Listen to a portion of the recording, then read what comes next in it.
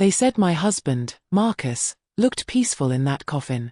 But peace wasn't the word I would have used.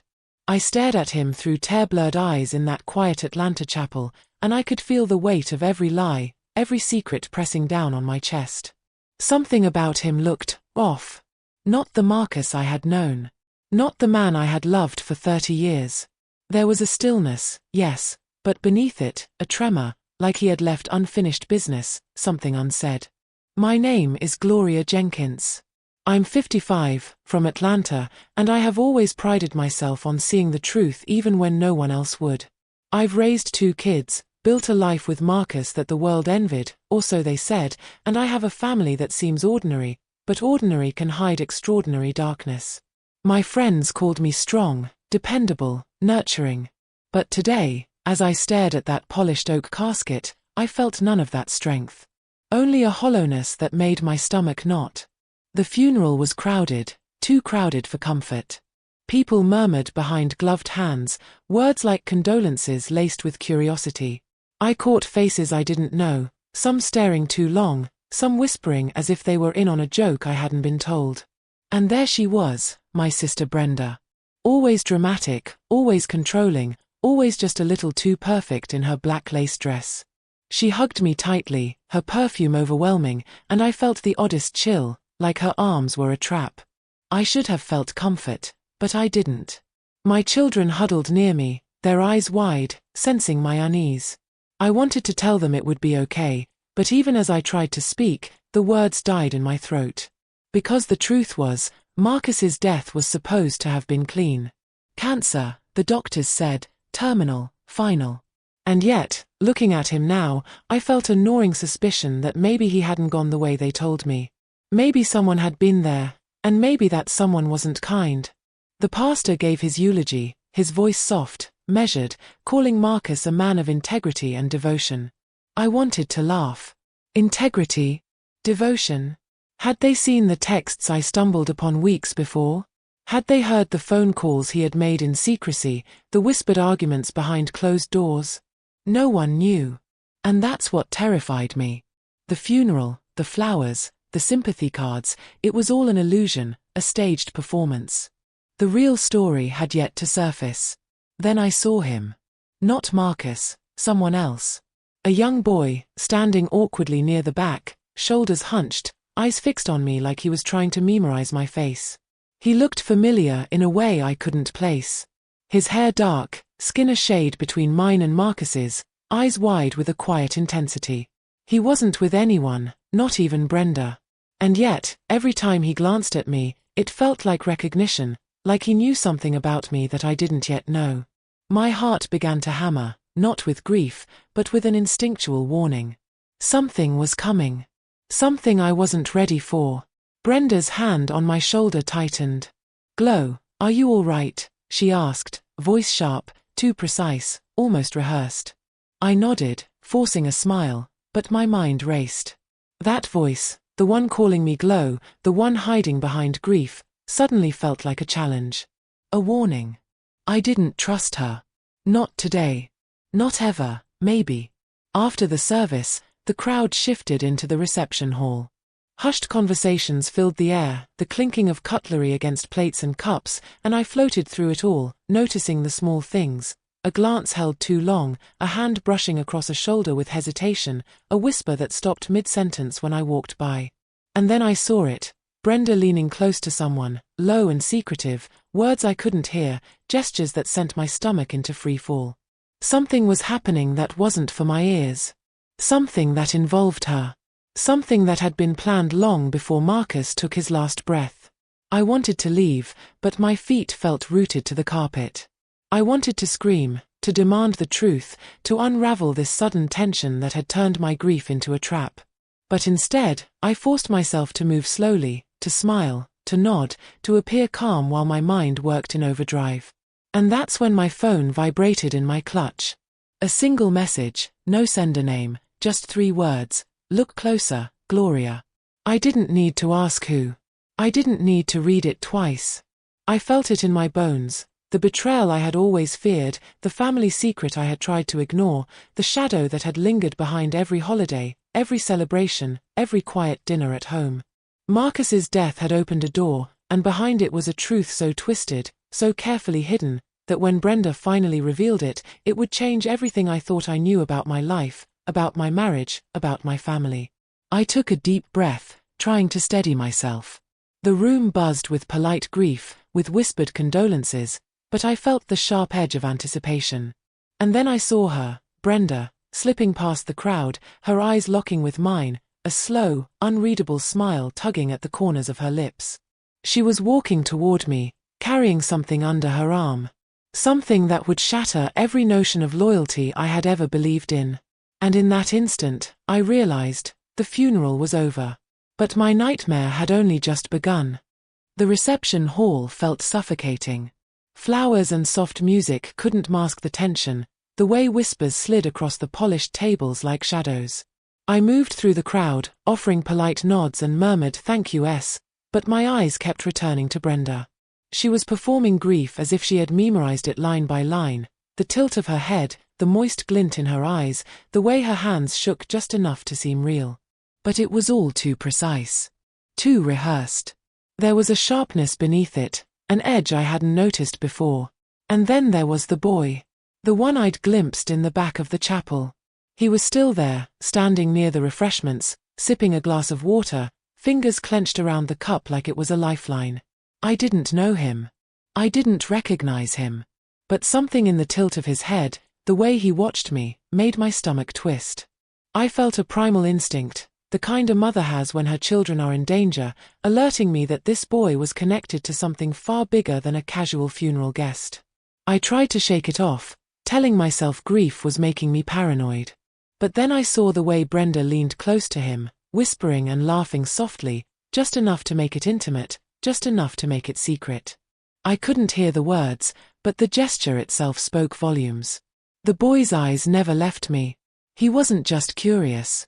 He was measuring me, cataloguing me, assessing. And when our eyes met for the briefest second, it was like he recognized me, like he knew something I didn't. Memories of Marcus came rushing back, small, almost trivial things that suddenly didn't feel trivial at all. I remembered the way he disappeared for hours with his phone tucked under his shirt, the way he would get defensive if I questioned his whereabouts, the odd calls he'd receive at odd hours. I had blamed work, blamed stress, blamed myself for imagining cracks in our marriage.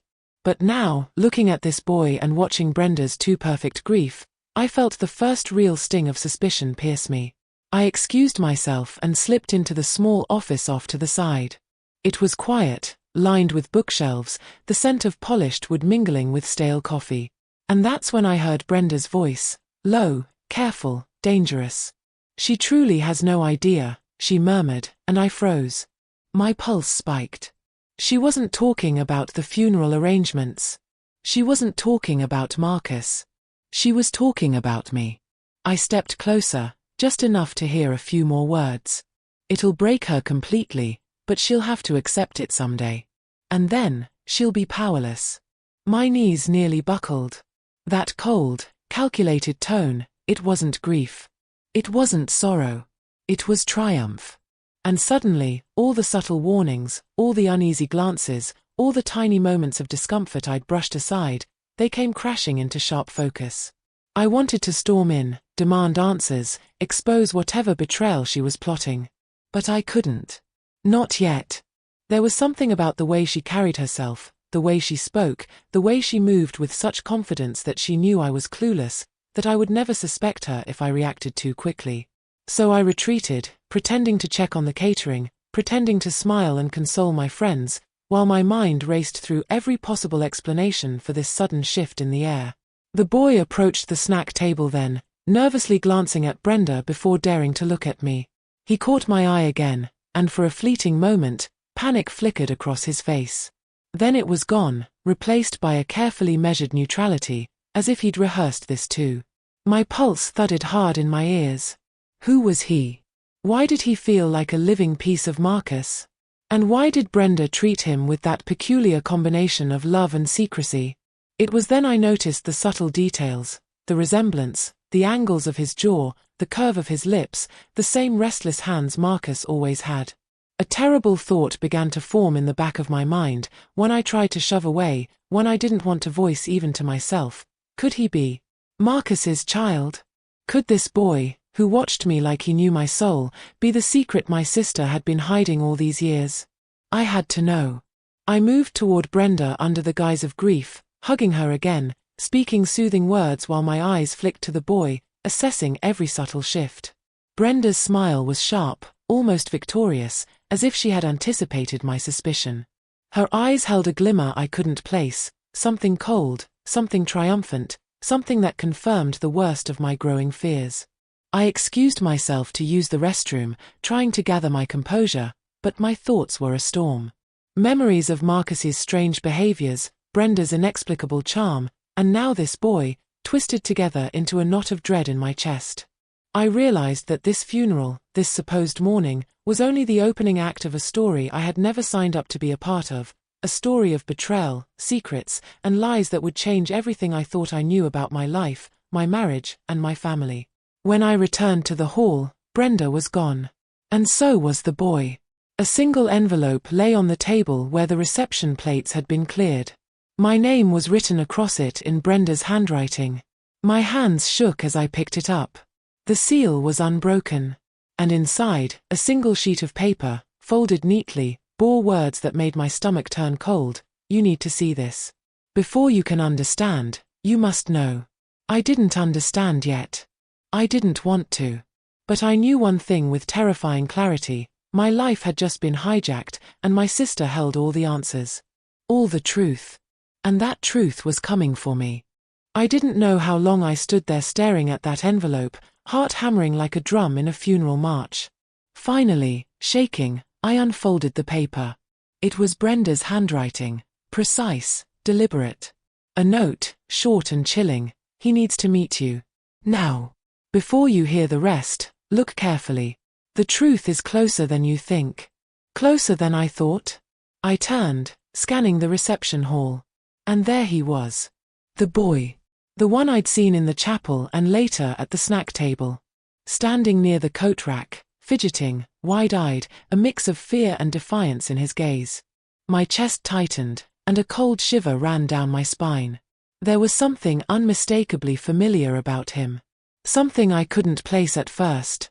And then it hit me, like a punch to the stomach, the jawline, the shape of the eyes, the curve of the lips. Marcus. Marcus's child. I froze, every muscle tight. I wanted to step back, deny it, tell myself I was imagining things. But I couldn't. It was too real, too precise. And Brenda, standing a few feet away, was watching me, her expression calm, almost smug, like a chess player who had already predicted my next move. She wasn't rushing. She didn't need to. She knew the impact, and she was savoring every second. I walked slowly toward her, forcing myself to appear composed, even though every step felt like walking through molasses. Brenda, who is he? My voice trembled, but I tried to mask the fear. My sister smiled that slow, dangerous smile, like a cat showing its teeth. Someone very important, Gloria, she said softly. More important than you've ever realized. I stared at her, confused. The boy shifted, glancing between us, as if he understood the gravity of what was unfolding. My mind raced, replaying decades of memories, birthday parties, family dinners, Marcus's sudden disappearances, whispered phone calls, unexplained generosity to Brenda. Little pieces of a puzzle I had ignored, thinking they were coincidences, now clicked into place with sickening clarity. Brenda gestured toward the boy. Meet him. I froze. The first word that wanted to leave my mouth was a protest, but something stopped me. I had to know. I had to face it. I swallowed hard, my throat tight, and took a step forward. The boy looked nervous, like he had rehearsed this introduction 1,000 times in his mind. Hi. Mrs. Jenkins, he said, voice low, almost cautious. I'm Daniel. Daniel. My heart stopped. That name. That voice. And those eyes. Marcus's eyes. Wide, dark, soulful. I had spent 30 years loving Marcus, thinking I knew everything about him, believing I shared a bond no one could break. And now, looking at Daniel, I felt my entire life unravel in a single, terrifying instant. "Daniel, your father." "Marcus," I said slowly, my voice catching on every word. I didn't want to say it. I didn't want to believe it. And yet, the resemblance was undeniable. I felt like someone had yanked the rug out from under my feet. Brenda's expression softened just enough to be convincing. "Yes," she said, almost whispering, "Marcus is his father. And you've been kept in the dark for far too long." I wanted to scream. I wanted to collapse. I wanted to run away and pretend this was a nightmare I'd soon wake from. But I couldn't. My body wouldn't move. And Daniel just stood there, quietly, watching me, the weight of his existence pressing down on me. Memories came flooding back like a broken dam. The nights Marcus had stayed out late without explanation, the sudden gifts Brenda received, the odd tension between Marcus and my sister that I had chalked up to rivalry or jealousy. None of it had been coincidence. None of it. The boy was living proof, tangible evidence that my life, everything I had built, everything I had believed, was constructed on lies. I finally found my voice, shaky but sharp. Why now? Why tell me this now?" Brenda's smile was calm, almost imperceptible. "Because he deserved to know his father," she said. "And because it's time you knew your place in all of this." Her words felt like a whip across my back. My place. My place had always been beside Marcus. Or so I thought. And yet here I was, being shown that my sister had orchestrated a secret life behind my back, raising his child while pretending to mourn with me, while keeping me blind to the truth. I wanted to vomit. I wanted to cry. But all I could do was stare at Daniel.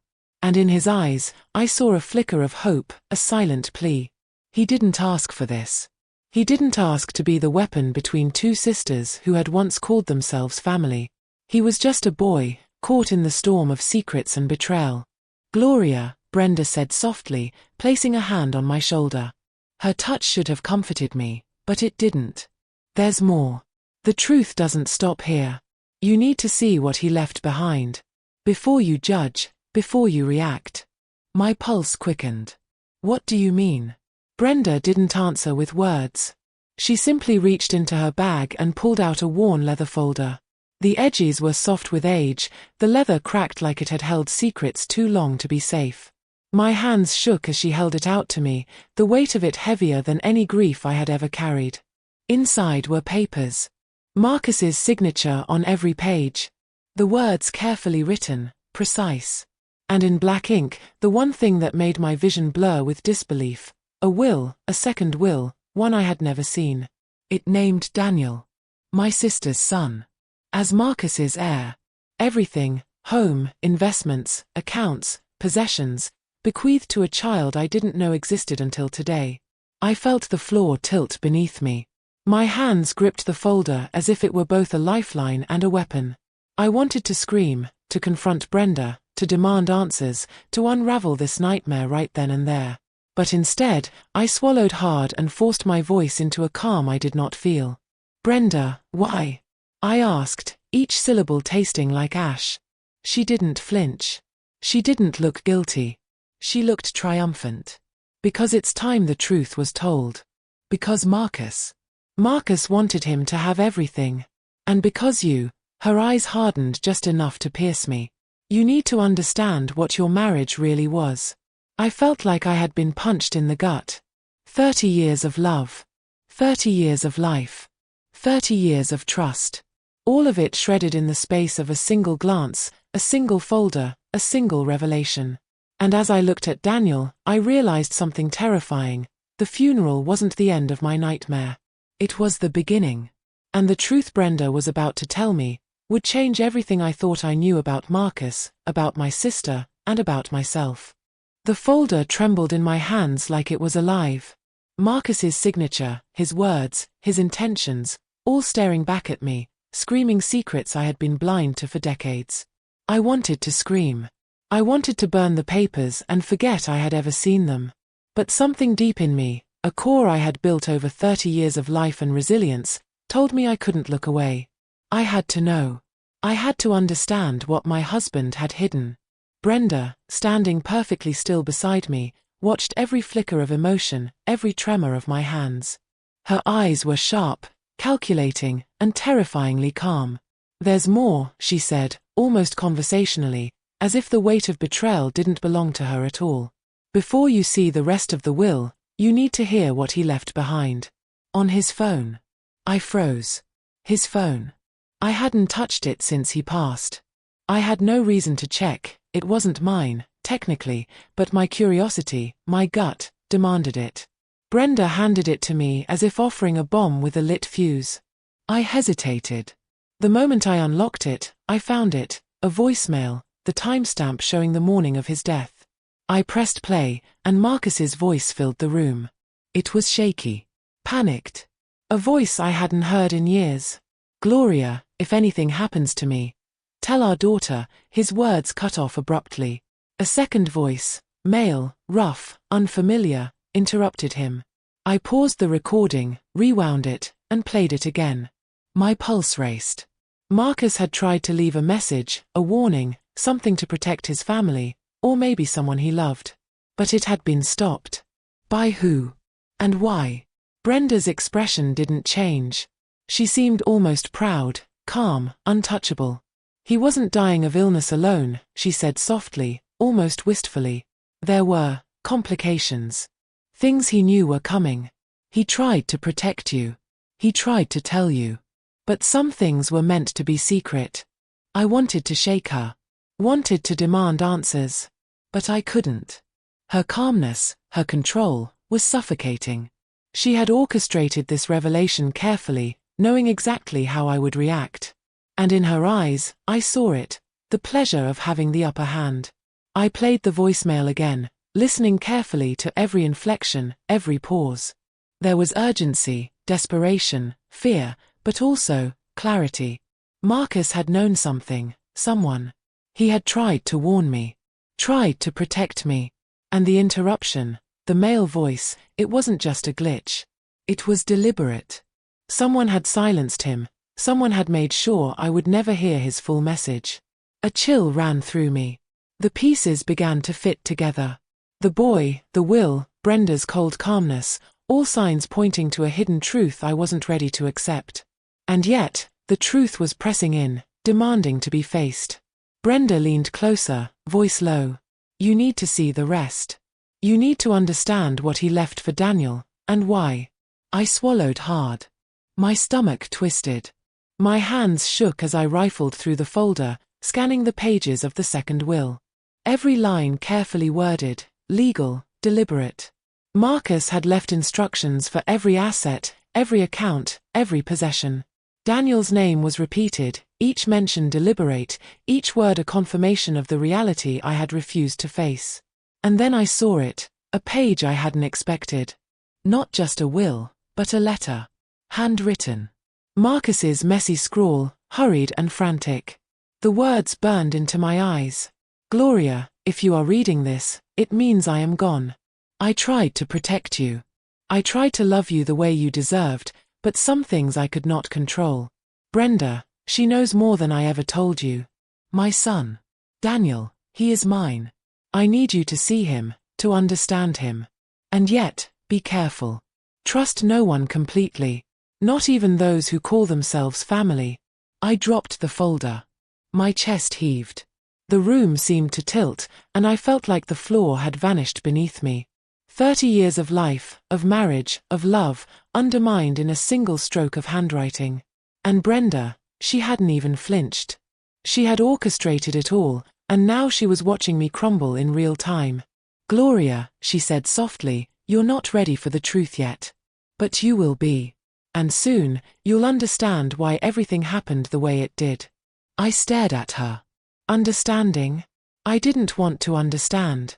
I wanted to fight, to claw, to scream. But even as I felt the rage rising, I knew one thing. I was already trapped in the web she had spun decades ago. And the only way out was through the truth she had been keeping from me. I took a deep, shuddering breath. "Tell me," I whispered. "Tell me everything." Brenda smiled, slow and deliberate. "Oh, Gloria. I was hoping you'd say that. I stared at the leather folder in my hands like it was a live snake, each page twisting my heart tighter. The second will. Marcus's handwriting across the top, legal language precise, but the meaning was devastating. Daniel. My sister Brenda's son. Named as the sole heir. Every asset, every account, every property, all going to him. Not to me. Not to my children. To a boy I had only just met, a boy who wasn't supposed to exist. I looked up at Brenda, my vision blurred with disbelief, hurt, and anger. She didn't flinch. She didn't apologize. She simply waited, the same slow, measured calm I had come to recognize in her over the past hour. Do you understand now? She asked softly. Her words were almost tender, but the edge beneath them cut sharper than any knife. I couldn't speak. My mind scrambled for a response, for a reason, for any explanation that would make sense. Why would he do this? I managed to croak finally. Why leave everything to Daniel? Brenda's lips curved in a faint, almost imperceptible smile. Because he loved Daniel, she said simply. Because Marcus knew his time was short and wanted to ensure his child would be taken care of. That he would have a future, even if you didn't realize it existed. My knees felt weak. Every memory of Marcus, our holidays, our anniversaries, the long nights we spent talking about our dreams, seemed suddenly tainted, rewritten, corrupted. I had shared 30 years with him, trusted him, loved him completely, and now it felt like I had been living in a beautifully crafted lie. I forced myself to take a breath, to steady the shaking in my hands.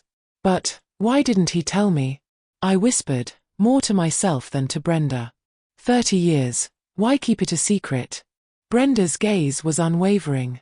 Because some truths are complicated, Gloria. Because he thought it would hurt you, and because he knew you wouldn't be able to handle it. He wanted to protect you, from the shock, from the betrayal, from knowing that some part of your life, your husband's life, belonged to someone else entirely. I stared at her, trying to digest the weight of her words. My mind raced, thinking of Daniel again. That quiet boy, observing me with those familiar eyes, caught in a web spun by the man I loved and the sister I trusted. I felt a surge of anger, disbelief, and grief all at once. It was too much. Too sudden. Too cruel. Then Brenda leaned in, her voice lowering, heavy with a kind of triumph I had never expected from my own sister. And there's more, she said. Marcus didn't just leave him the money. He left instructions.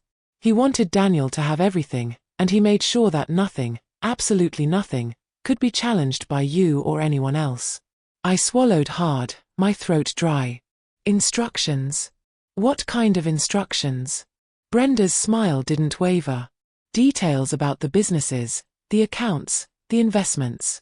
He wanted Daniel to have complete control. He trusted him. And, Gloria, he didn't trust you the way you think he did. I felt the ground tilt beneath me. My stomach twisted, my chest tightened, and I realized something horrifying. My sister wasn't just revealing a secret. She was dismantling my entire world. My marriage. My family. My identity. Everything I had built with Marcus was suddenly overshadowed by a child I hadn't even known existed. Brenda, I began, my voice trembling with fury. Are you telling me, you've known this all along? That Daniel is Marcus's son, that you've kept this from me, from my children, from everyone? She nodded, calm, almost maternal. I knew. I saw it coming. Marcus never wanted to hurt you directly, but he had responsibilities. One of them was his child. And I made sure that child was safe. I raised him, protected him, guided him, and now, you have to understand the consequences of everything you've ignored. I felt my fists clench, nails digging into my palms. My mind raced, struggling to contain the fury, the grief, the shock. My life, my marriage, my family, none of it had been what I thought it was. And yet, Brenda sat there, unshaken, smug almost, like she had orchestrated the perfect storm. I wanted to scream. I wanted to rip that folder from her hands. I wanted to demand justice, to confront Marcus's absence, to destroy every last piece of betrayal. But I didn't. Instead, I let the folder rest in my hands, my mind moving faster than my body. There was a pattern, a plan, a calculated strategy in all of this. And I knew, deep down, that the only way to fight back was to understand it fully first. Brenda tilted her head, a glint of triumph in her eyes. It's all here, Gloria. Marcus made sure of it. And soon, you'll see why even your grief is part of the plan. Because the truth isn't just about money or inheritance. It's about who he really loved, and who he truly wanted to survive. I felt my chest tighten again. The weight of betrayal pressed down like a boulder. 30 years of marriage. 30 years of trust. And it had all been rewritten in the course of a single revelation. I looked at Daniel, standing quietly in the corner, trying to absorb the chaos swirling around him. I felt a pang of pity, and a surge of anger. He didn't ask to be the instrument of my heartbreak. But in Brenda's hands, he had become exactly that.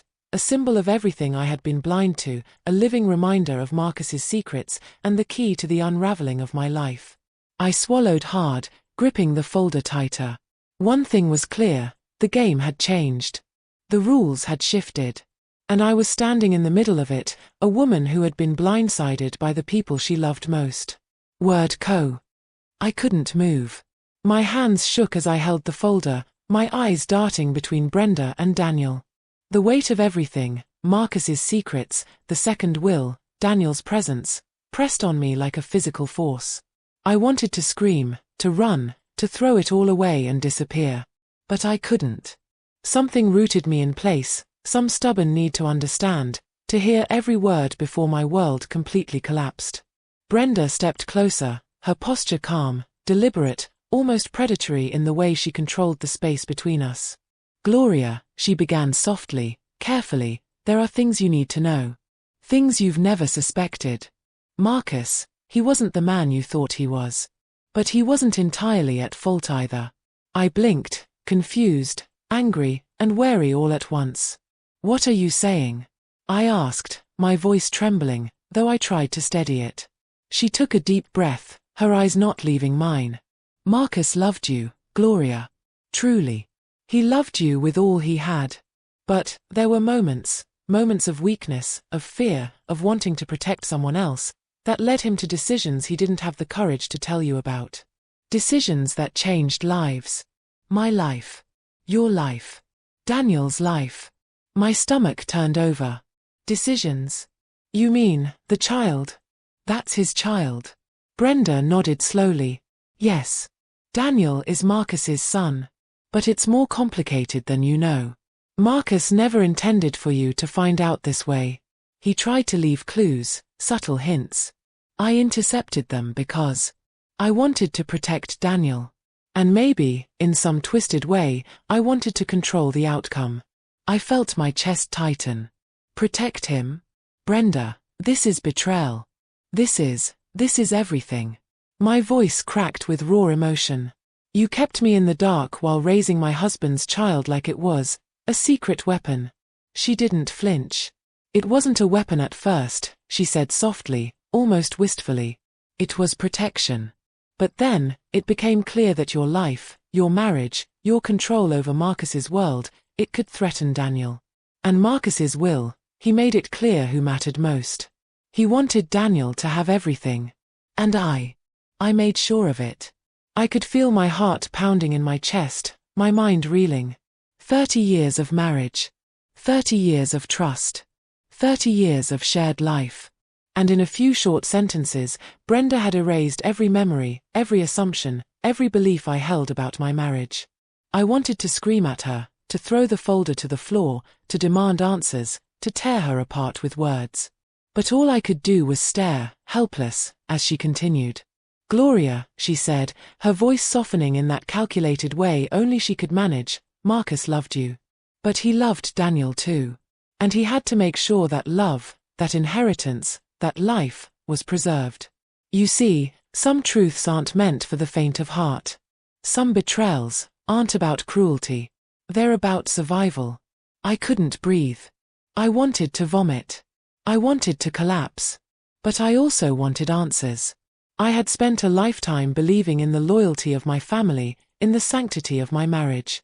And now, in one sweeping confession, Brenda had dismantled every foundation of my life. Why now? I whispered, my voice barely audible. Why reveal this now, at his funeral? Why wait all these years? Brenda's smile was faint but unmistakably satisfied. Because the time was right. Because Daniel needed to meet his mother who had loved his father for decades, and because it was time for you to see the consequences of ignoring the cracks in your life. Marcus left me instructions, Gloria. He wanted me to tell you. To guide you through this. To make sure you understood that sometimes love, sometimes loyalty, can be complicated. I wanted to throw the folder at her, to scream at her, to demand justice.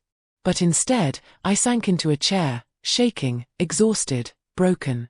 Daniel remained quiet, standing nearby, watching me with wide, uncertain eyes. He hadn't asked to be here.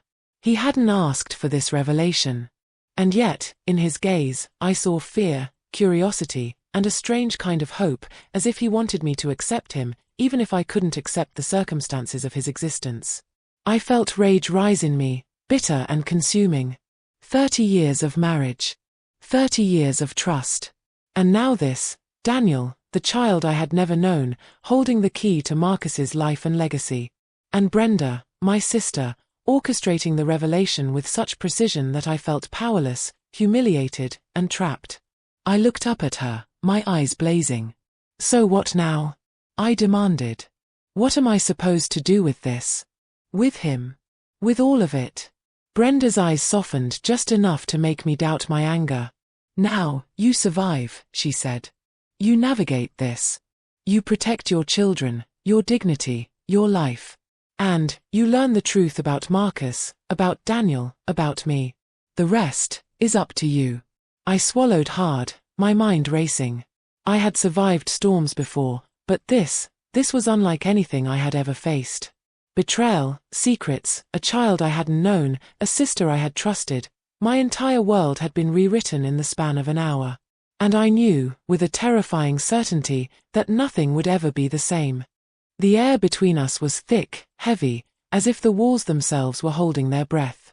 I stared at Brenda, my hands still gripping the leather folder like it was a lifeline, and a weapon. Every word she had said, every secret revealed, every confession she had made, echoed in my mind like a relentless drumbeat. And yet, beneath the shock and the grief, a spark of fury ignited. I could no longer remain passive. Brenda, I said, voice low but steady, you've been planning this for decades, haven't you? Every lie, every omission, it was all to protect Daniel and manipulate me. Am I right? Brenda's lips curved in that familiar, deliberate smile. You finally understand, she said softly. Yes, Gloria. I protected Daniel. I followed Marcus's wishes. And yes, I knew it would hurt you. But some things, some truths, have to be revealed at the right time. I shook my head, trying to process the storm of emotions crashing through me. Anger, betrayal, grief, disbelief, and something deeper, something I hadn't expected, a bitter clarity. Right time. Brenda, right time would have been 30 years ago. Not today, not at his funeral, not when it feels like the world has collapsed around me. Her expression softened, just enough to be disarming. Gloria, I understand your anger. I expected it. But the truth doesn't wait. And Marcus made his choice. I didn't. I just ensured it happened the way he wanted. I could feel my pulse racing, my hands trembling, but I forced myself to stay grounded. Marcus made a choice. You mean he abandoned me? Abandoned our marriage? Abandoned our family? Because that's exactly what it feels like right now. Brenda tilted her head, calm, almost maternal, her voice like velvet laced with steel. He didn't abandon you, Gloria. He loved you until his last breath. But love isn't always about what you see or what you understand. He wanted Daniel to survive. He wanted the child he never told you about to have a life. And he trusted me to make sure it happened. The anger in me surged, fierce and relentless. And what about me, Brenda? What about my life? My marriage? My children? Was all of that irrelevant to him? To you? Brenda's eyes glimmered, sharp and piercing. Not irrelevant. But complicated. Life is complicated, Gloria. Decisions aren't always fair. And sometimes, the person you trust most ends up being the one who delivers the hardest truth. I wanted to scream. I wanted to shake her until she admitted she had done this for selfish reasons. But I also knew something important. Brenda had power here, yes, but the ultimate power rested with me now. The knowledge, the awareness, the understanding of the deception, that was mine. I took a deep breath, letting my fury settle into something colder, sharper. You've controlled the narrative for too long, I said, voice steadying. But now, it's my turn. You've revealed the secrets, shown me the will, introduced me to Daniel, and now, I need answers. Every detail, every lie, every secret. Because I can't move forward blind. Brenda nodded slowly, almost approvingly. I thought you might say that, she said. I've been waiting for this moment. And you're right, you deserve the full picture. I gestured toward Daniel, who had been silent the entire time, watching us carefully. His young face, Marcus's eyes staring back at me, filled with uncertainty and fear. He didn't ask for this confrontation, didn't ask to be thrust into the middle of decades of betrayal.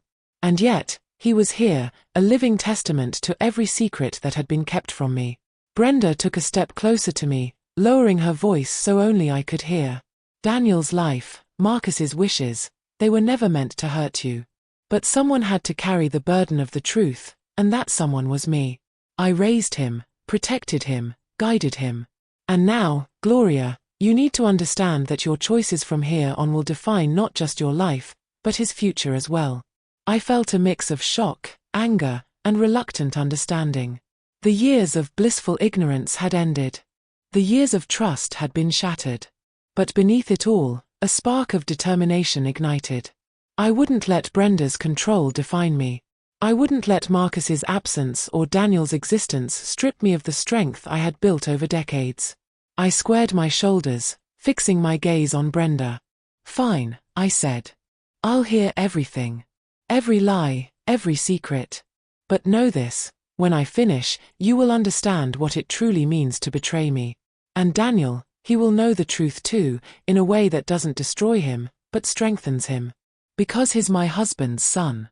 And he deserves better than this game. Brenda's eyes glimmered, a mixture of admiration and wariness. I was hoping you'd say that, she whispered. Because the story doesn't end with grief. It ends with understanding. And perhaps, with justice. I felt the weight of the confrontation lift slightly, replaced by a sense of purpose. The secrets, the betrayals, the heartbreak, they were all laid bare now. And though the road ahead would be treacherous, I realized something profound. I still had a voice. I still had agency. I still had a choice. And as I looked at Daniel, standing silently, waiting for me to accept him or reject him, I made a vow. No one, no sister, no husband, no secret child, would control the rest of my life. I would navigate this storm. I would uncover every truth. And I would ensure that the legacy of Marcus, however complicated, however fractured, would not be tainted by decades of secrecy and betrayal. The folder sat heavy in my lap, but this time it felt different. It wasn't just a symbol of betrayal, it was a roadmap, a guide to understanding the man I had loved for 30 years and the child I had never known existed. I took a deep breath, steadying myself, and began to read the final pages of Marcus's will. Every word was deliberate. Every sentence carried weight, not just legal, but emotional. Marcus had planned meticulously, ensuring Daniel would be secure, cared for, and protected from the chaos that had consumed our lives. But he hadn't stopped there. He had written letters, small notes tucked between legal clauses, revealing glimpses of his thoughts, his regrets, and his hopes. Gloria, Brenda said softly, standing beside me now with a rare hint of vulnerability in her eyes. Read it. See what he wanted you to know. I unfolded the first letter. Marcus's handwriting was shaky in places, hurried, like he had written it in moments of desperation. Gloria, if you are reading this, know that I loved you. Truly, deeply. But some things I could not reveal, some truths I had to protect, For the sake of a life you didn't know existed. Daniel, he is my son. My blood. And I want him to thrive. But I also want you to understand that my love for you has never wavered. Tears blurred my vision. 30 years of love, devotion, shared life, and trust. And yet, here I was, grappling with secrets I hadn't imagined. My mind raced, trying to reconcile the man I had loved with the choices he had made. And yet, beneath the heartbreak, a quiet understanding began to take root. Marcus had not abandoned me. He had been forced into impossible decisions, torn between loyalty, love, and duty. Brenda leaned closer, her voice almost a whisper. He wanted you to see the truth before anyone else. To understand that his choices, however painful, were not meant to destroy you.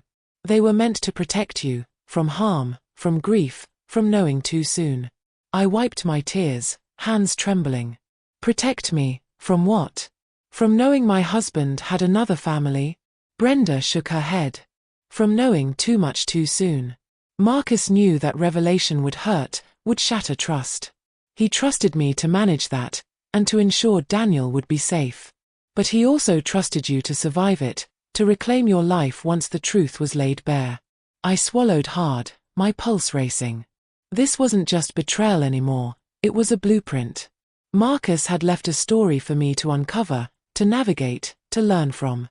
And in that story, Daniel wasn't just a secret child, he was a legacy, a piece of Marcus that had to be honored and protected.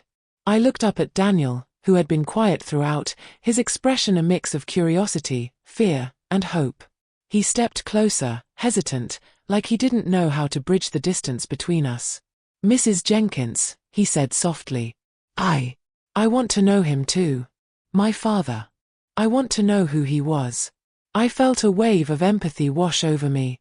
This child, this boy who bore the blood of the man I loved, had been thrust into a storm he never asked for. He deserved truth, love, and guidance, not fear and suspicion. And for the first time, I realized that Marcus's choices weren't just about betrayal, they were about survival, legacy, and the lives he wanted to protect. I took a deep breath, my hands steadying on the folder. Daniel, I said slowly, my voice firm but gentle, you are your father's son. And whether you understand it now or not, you have a place in this family. You have a right to his love, his legacy, and to a life that he would have wanted for you. Brenda's eyes softened. You're doing what he always hoped you would, she said, almost reverently. Recognizing the truth. Accepting it. And finding a way forward. I looked down at the folder one last time, feeling the weight of Marcus's words, his plans, and his love. The betrayal was real, yes, but so was his intention to protect, to guide, and to ensure that Daniel would not suffer for the mistakes and secrets of the past. For the first time, I felt a sense of clarity. The anger and heartbreak would not vanish overnight, but I understood the story now. I understood Marcus, I understood Daniel, and I understood my sister. And most importantly, I understood that the path forward, though difficult, was mine to choose. I stood, holding the folder close to my chest. Brenda, I said, voice steady, we move forward. Together, if you want. But no more secrets. No more games. Daniel deserves better than that. Brenda nodded slowly, a rare smile touching her lips. Agreed, she said. No more secrets. And as I turned to look at Daniel, who now smiled faintly, a glimmer of trust in his eyes, I realized something profound. Marcus had left behind not just money, not just a will, but a roadmap for healing, reconciliation, and understanding. And for the first time since his death, I felt a flicker of hope. Hope that love, complicated, messy, and painful as it was, could still survive the truth. The morning sunlight streamed through the living room windows, falling softly across the polished hardwood floors. For the first time in weeks, I felt a quiet stillness. It wasn't perfect, it wasn't complete, and the wounds of betrayal were still raw, but the storm had passed, and clarity had arrived. Daniel sat across from me at the small breakfast table, his young hands wrapped around a mug of cocoa.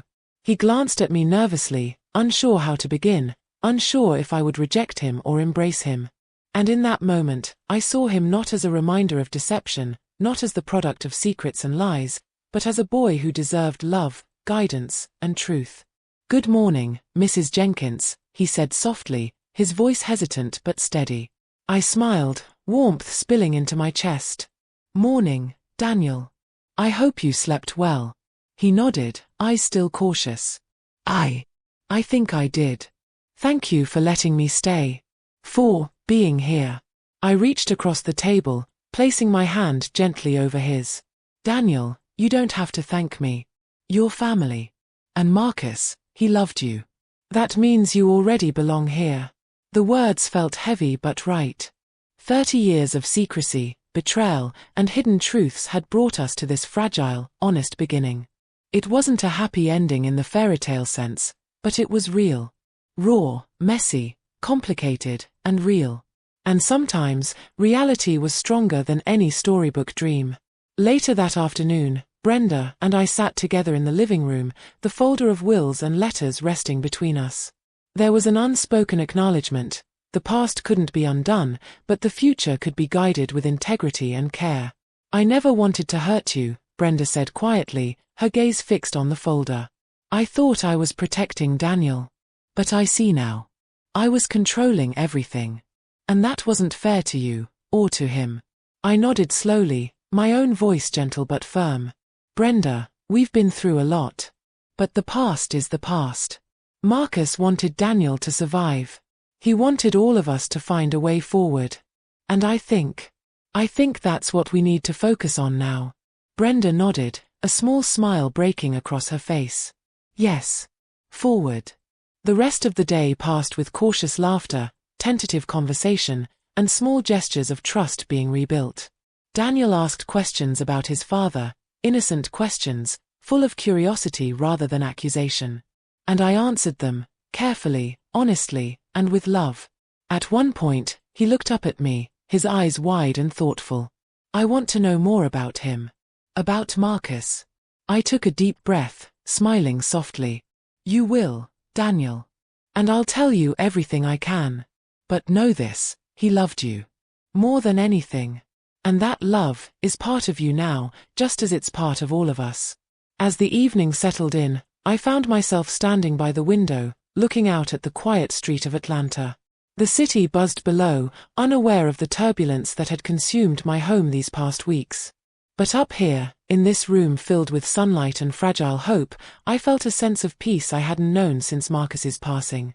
I realized that betrayal, secrets, and grief had shaped me, yes, but they hadn't destroyed me. I was still here. Stronger, wiser, and ready to embrace the life I had left to live. And more importantly, I was ready to embrace Daniel, not just as a reminder of loss and deception, but as a bridge to understanding, healing, and love. That night, I sat with Daniel by the fireplace, the warmth of the flames reflecting in his eyes. He asked questions about Marcus, about our family, about the life he had never known. And I answered, sharing stories, memories, and laughter, bridging decades of silence with truth.